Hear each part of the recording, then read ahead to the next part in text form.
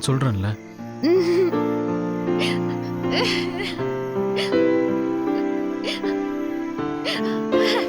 இங்க பாரு, இப்படியே சும்மா சும்மா அழுதுகிட்டே இருந்தேன்னா அப்புறம் நான் துபாய்க்கே போயிடுவேன் பாரு.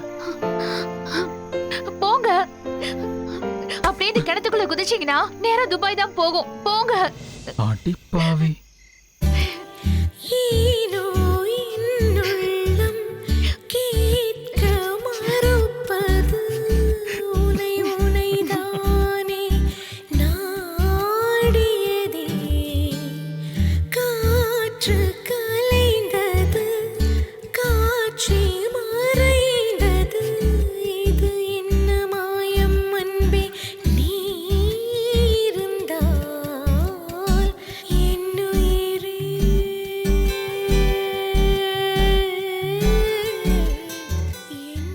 சரி மலர், நீ போய் தூங்கு, நேரம் ஆயிடுச்சு. நான் கிளம்புறேன். சரிங்க. அப்போ பாய்.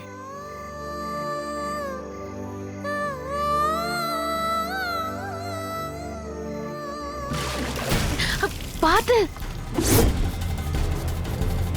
ஐயோ, போங்க போங்க போங்க, பாத்து போங்க.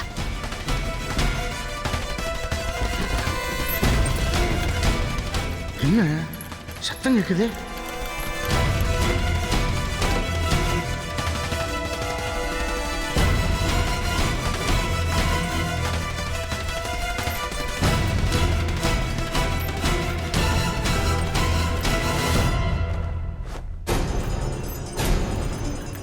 எவனோ களவாணி பையன் வந்திருக்கான்னு நினைக்கிறேன்.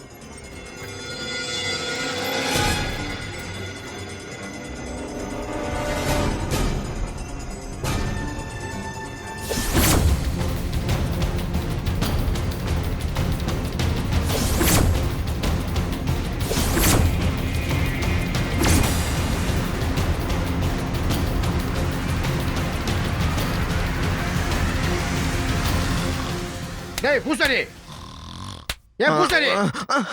ஐயா ஐயா, டேய் என்னடா சத்தம்? என்ன சத்துங்கய்யா? வீட்டுக்குள்ள எவனா வந்துட்டு போயிருக்கேன்? ஐயோ, என்னய்யா சொல்றீங்க? அப்படி எதுவும் தெரியலீங்களே ஐயா. ஐயோ எலை நொன்ன, நானே சத்தம் கிட்டத்தட்ட வெளியே வந்தேன். அதனால தான் ஓட்ட கட்டிருக்கேன். ராத்திரி நேரத்தில் கோளாறு இருக்குது இல்லையா, மட்டப்படாக படுத்து தூங்கிருக்க. ஐயா மன்னிச்சிடுங்க ஐயா. சரி சரி, ஒன்றும் இல்லை. இங்கே பொம்பளை பிள்ளைகள்லாம் தங்கியிருக்க வீடு, நாளையிலிருந்து கோளாறு இருக்க போகுது. சரிங்கய்யா.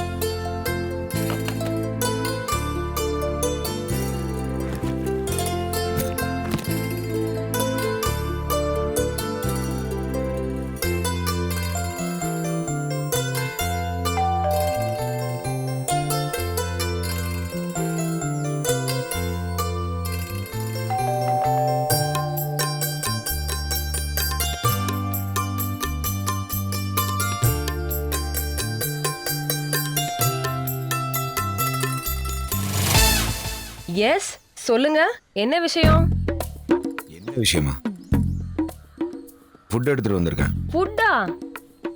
ஐயோ, நீங்க என்னங்க வீட்ல பிரச்சனைன்றதுக்காக தினமும் சமைக்காம இருப்போம், ஃபுட்டு வாங்கி கொண்டு வந்து கொடுக்கலாம்னு நினைச்சீங்களா என்ன? அதெல்லாம் ஏற்கனவே சமையல் பண்ணி எல்லாரும் நல்லா சாப்பிட்டாங்க. அதனால சாப்பாடுலாம் வேண்டாம், தேங்க்ஸ். நீங்களே சாப்பிட்டுக்கோங்க. எது, நானே சாப்பிடணுமா? ஆமாங்க, அன்னைக்கு ஏதோ நாங்க மன கஷ்டத்துல இருந்தோம், அதனால இங்க வாங்கி கொடுத்த சாப்பாட சாப்பிட்டோம். ஆனா இன்னைக்கு யாரும் அந்த மாதிரி கஷ்டத்துல இல்ல, அதனால வேண்டாம், நீங்களே சாப்பிடுங்க. இங்க பாரு, போன்ல ஃபுட் ஆர்டர் பண்ணிட்டு அதை நேர்ல கொண்டு வந்து கொடுத்தா அது வாங்கலன்னு என்ன அர்த்தம்? வேண்டாமா? நான் எதுவும் நானா உனக்கு வாங்கிட்டு வரல, சரியா? இந்த அட்ரஸ்ல இருந்து ஃபுட் ஆர்டர் வந்துச்சு, கொண்டு வந்து கொடுக்குறேன், அவ்வளவுதான். என்னது, இந்த அட்ரஸ்ல இருந்து ஃபுட் ஆர்டர் வந்ததா? சாச்சா, இருக்கவே இருக்காது. வீட்ல இருக்கவங்க எல்லாருமே நல்லா சாப்பிட்டுட்டு உண்ட மயக்கத்துல தூங்கிட்டு இருக்காங்க. நீங்க வந்து என்னன்னா நாங்க ஃபுட் ஆர்டர் பண்ணோம்னு சொல்றீங்க. நாங்க யாரும் ஆர்டர் பண்ணல. இங்க பாரு, வெறுப்பேத்தாது, அவ்வளவுதான் சொல்லுவேன். உங்க அக்கா தங்கச்சி யாரா ஆர்டர் பண்ணிருக்காங்களான்னு போய் கேளு போ. எங்க அக்கா வீட்லயே இல்ல, வேலைக்கு போயிருக்கா. தேனுக்கு இந்த ஆப்ல எல்லாம் ஆர்டர் பண்ணவே தெரியாது. வீட்ல இருக்க மத்தவங்களுக்கு ஆப்னால என்னன்னு தெரியாது. அப்புறம் எப்படிங்க ஆர்டர் பண்ணிருப்பாங்க? இதெல்லாம் நாங்க ஆர்டர் பண்ணலங்க. எனக்கு தெரிஞ்சு நீங்க ஏதோ அட்ரஸ் மாறி வந்திருக்கீங்கன்னு நினைக்கிறேன். கொஞ்சம் செக் பண்ணி பாருங்க. அட்ரஸ் மாதிரி வந்திருக்கோமா? நம்பர் 6 சித்தி விநாயகர் தெரு தானே? எதுக்கு சிரிக்கிற? அங்கதான் நீங்க தப்பு பண்ணிட்டீங்க. இது நம்பர் 6 சித்தி விநாயகர் கோயில் தெரு இல்ல, வெற்றி விநாயகர் கோயில் தெரு. நீங்க என்ன பண்ணுங்க, தெரு முக்குக்கு போயிட்டு சித்தி விநாயகர் கோயில் தெரு எதுன்னு கேட்டீங்கன்னா அவங்க வழி சொல்லுவாங்க. அதை கேட்டுட்டு அப்படியே போயிருங்க. இங்க பாரு, விளையாண்டு இருக்காது சரியா? ஆமா, அப்படியே நீங்க என் முறை பையன், உங்க கூட நான் அப்படியே விளையாடுறதுக்கு. எப்ப பாரு முறைச்சுக்கிட்டே இருக்கனால முறைச்ச பையன் வேணா சொல்லலாம்.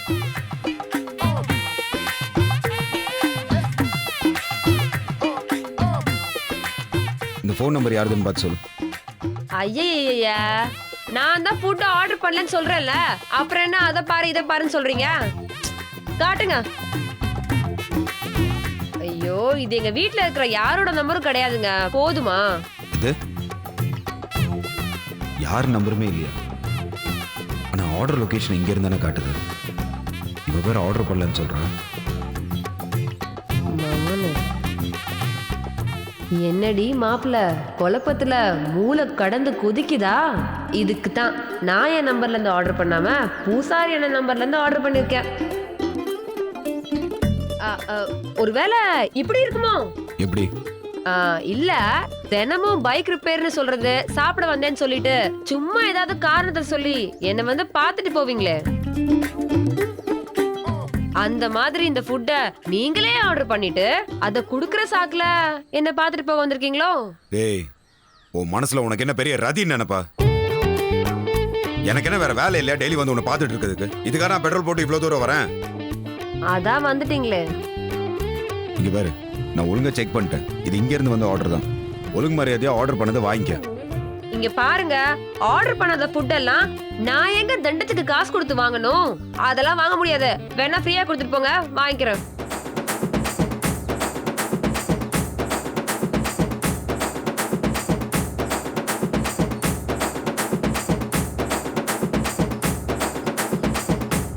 ஒரு தடவை சொன்னா புரியாதா உங்களுக்கு? இப்ப என்னடி வேணும் உனக்கு? நான் ஒண்ணு ஃபுட் ஆர்டர் பண்ணல. விடு, நான் சாப்பிட்டு போறேன். இல்ல ரோட்ல அவனுக்காக கொடுத்துட்டு போறேன். பெருசா பேசுறான்.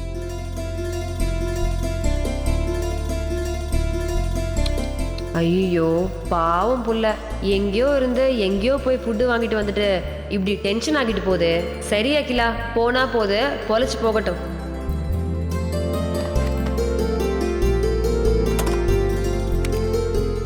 ஹலோ, இங்க வாங்க. எதுக்கு? இங்க வாங்க. அதான் ஃபுட் ஆர்டர் பண்ணலன்னு சொல்லிட்டல, அப்புறம் என்ன உனக்கு? இங்க வாங்கன்னு சொல்றேன்ல.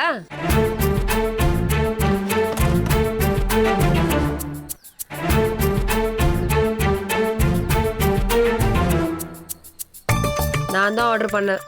சாப்பாடை கொடுங்க.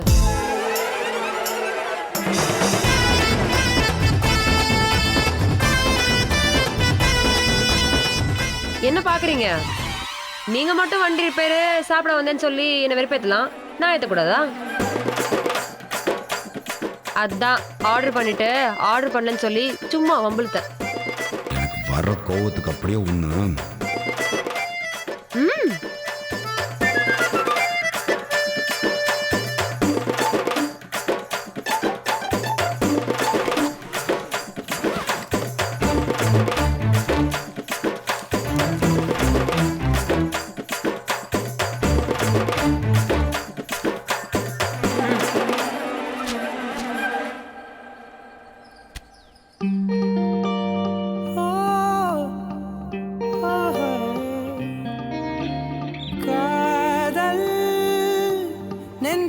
தேனூற்றுதே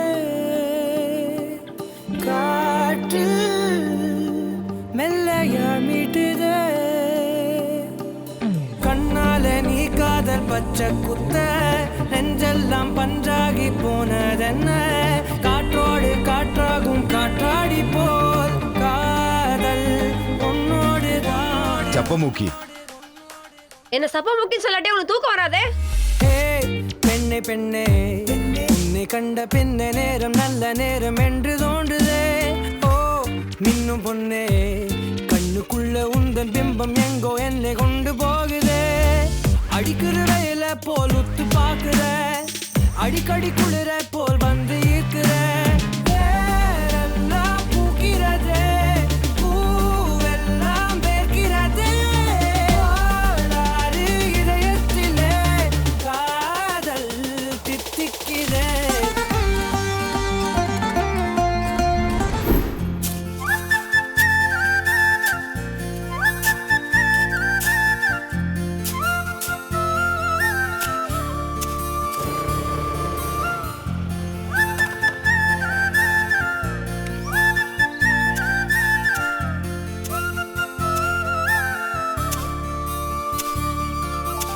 ஏ மாப்பிள்ளை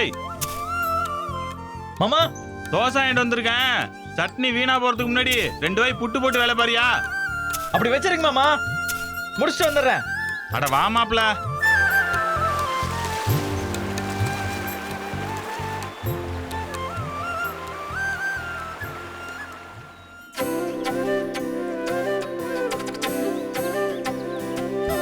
மாமா இந்தா மாப்பிள்ள சாப்பிடு.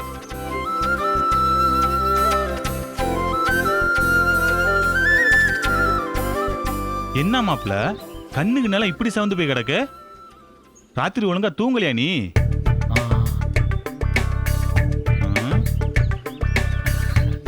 சொல்லியா? அதெல்லாம் ஒண்ணும் இல்லை மாமா. உன் முகத்தை பார்த்தாலே தூங்கல நல்லா தெரியுது. அதனாலதான் கேக்குறேன், என்னாச்சு ஒழுங்கா சொல்லு.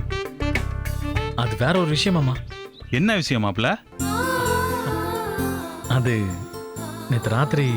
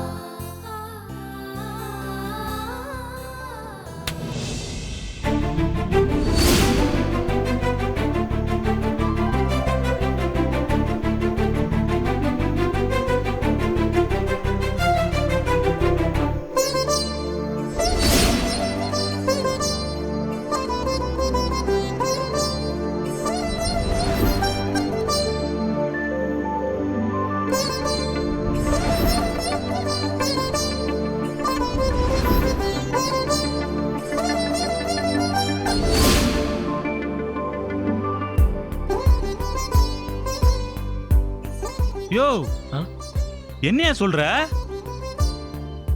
ஆமா மாமா,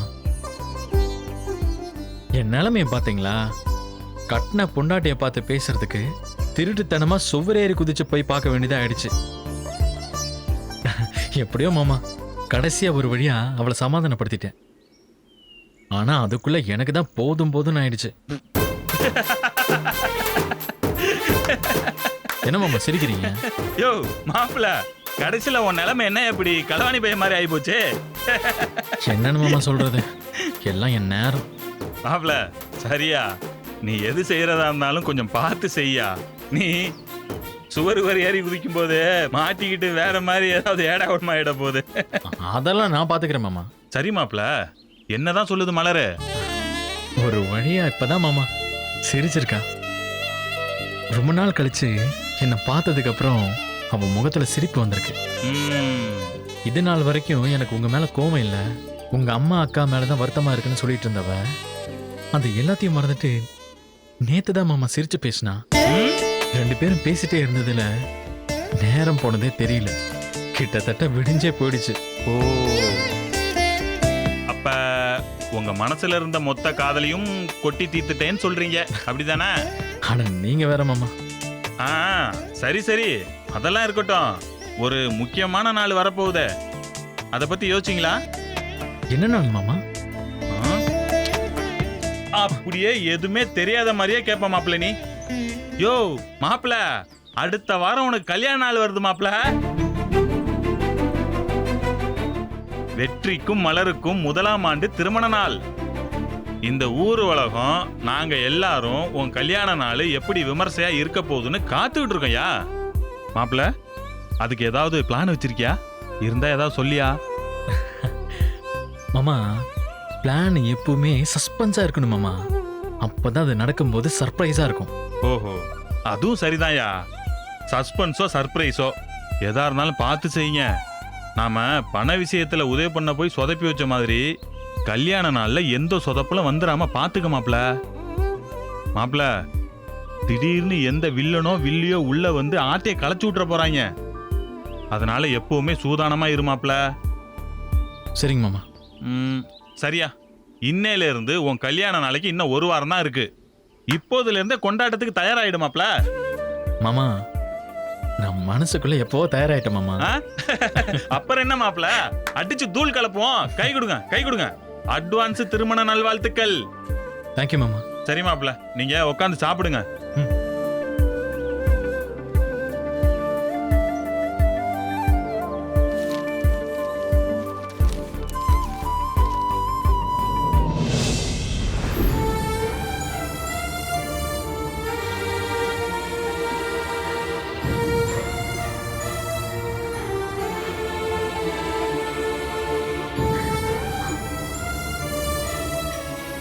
சித்தி, சாப்பாடு கொண்டு வந்திருக்கேன், எந்திரிச்சு சாப்பிடுங்க சித்தி. எனக்கு எதுவும் வேணாம், எடுத்துட்டு போ. இப்போ என்ன ஆயிப்போச்சுன்னு இப்படி சாப்பிடாம கொல்லாம உட்காந்துட்டு இருக்கீங்க? சொல்லுங்க சித்தி, என்ன ஆயிப்போச்சுன்னு கேக்குறேன்ல.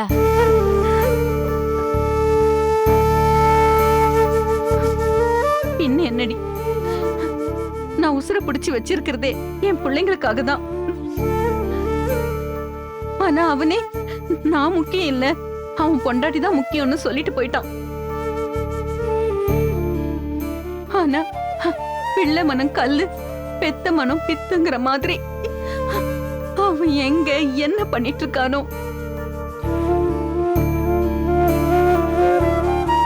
சாப்பிட்டானோ இல்லையோன்னு சொல்லி என் மனசு பதறதுடி. எதுக்கு சித்தி, எதுக்கு நம்ம பதறணுங்கிற? நாமள அவனை வீட்டை விட்டு துரத்தணும்? அவனா தானே சண்டை போட்டு வீட்டை விட்டு வெளியில போனா. அப்புறம் என்ன? இல்ல பவுனு, எனக்கு ரொம்ப பயமா இருக்கு. எங்க இப்படி அவ சொல்லி கொடுத்து பெத்த தாய சுத்தமா மறந்துருவானோன்னு என் மனசு கிடந்து பதறதுடி. ஏன் பவுனு, வேணும்னா நாம சோறு கட்டி எடுத்துட்டு போய் அவனை ஒரு எட்டு பார்த்துட்டு வந்துடலாமா? நல்லா இருக்கு சின்னம்மா நீங்க சொல்றது.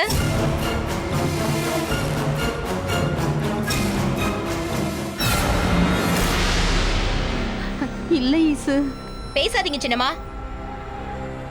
உங்களையே உதாசீனப்படுத்தி மாமியாருக்காக வரிஞ்சு கட்டிக்கிட்டு வந்து உங்ககிட்ட சண்டை போட்டு பைய தூக்கிட்டு போனவனுக்கு நீங்க இவ்வளவு பாசம் காட்டணும்னு அவசியம் இல்ல. கொஞ்சம் யோசிச்சு பாருங்க. இப்பதான் எல்லாமே நம்ம நினைச்ச மாதிரி நடந்துகிட்டு இருக்கு. அதுக்குள்ள நீங்களே இப்படி இறங்கி போய் மகனேன்னு சொல்லி நின்னீங்கன்னா அவன் உங்க தலைக்கு மேல ஏறி நின்னுடுவான். இல்லடி, அவன் சோறு கூட சாப்பிடாம எங்க கஷ்டப்படுறானோ. இதுக்குதான் சின்னம்மா நீங்க எப்படி ஐயோ என் புள்ள சாப்பிடாம என்ன பண்றானோன்னு பதறி போய் ஓடி வருவீங்கன்னு திட்டம் போட்டுதான் வெற்றி இந்த வீட்டை விட்டு போயிருக்கான். இப்ப மட்டும் நீங்க புள்ள பாசத்துக்கு ஏங்கி சோறு ஊட்ட போனீங்கன்னா அவன் என் பொண்டாட்டிய நீங்க வீட்டுக்கு கூட்டிட்டு வரதுக்கு சம்மதிச்சாதான் சாப்பிடுவேன்னு சொல்லி அழுவான். புள்ள அழுகுதே, பார்க்க முடியலையே, மனசு கேட்கலையேன்னு ஏதாவது சொல்லி நீங்களும் சம்மதிச்சு அவனுக்கு சாப்பாடையும் ஊட்டி விட்டுட்டு அப்படியே போய் அந்த மலரையும் அகிலாவையும் கூட்டிட்டு வந்து நடு வீட்டுல உட்கார வைங்க. எங்களுக்கு என்ன வந்துச்சு? ஏன் சின்னம்மா, ஏற்கனவே அவளுங்க உங்களை மதிக்கவே மாட்டாளுங்க. இதுல இத மட்டும் நீங்க செஞ்சிட்டீங்கன்னா அப்புறம் உங்களை கால் தூசியை விட கேவலமா தான் பாப்பாளுங்க. அதுக்கப்புறம் என்ன, நீங்க நானு பவுனு 3 பேரும் இந்த வீட்டுக்கு சம்பளம் இல்லாத வேலைக்காரியா தான் இருக்கணும். நம்ம வாழ்க்கை முழுக்க சேவை செஞ்சுக்கிட்டே இருக்கணும். இதுக்கு மேல நீங்க போகணும்னு நினைச்சா தாராளமா போங்க. ஏய் பவுனு, சாப்பாட கட்டு. ஏய் இருடி, நான் இப்ப என்ன சொல்லிட்டேன்? நீ ஏன் தேவையில்லாததை பேசிட்டு இருக்க? பெறவு நீங்க பண்றதெல்லாம் அப்படித்தானே இருக்கு. சரி, எல்லாத்தையும் விட்டுருவோம். புள்ள சாப்பிடலன்னு இவ்ளோ வருத்தப்படுறீங்களே, அதே வருத்தம் அவனுக்கு கொஞ்சமாச்சும் இருக்கா?